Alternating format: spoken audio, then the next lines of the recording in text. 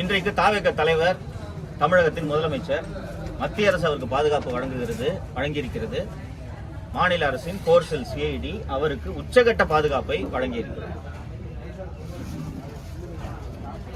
முதல்வராக பதவியேற்றதும் முதல் வேளையாக அவர் கரூரிலே வந்து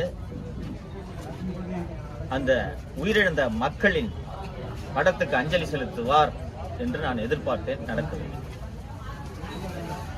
இப்போதாவது முதல்வர் திரு விஜய் அவர்கள்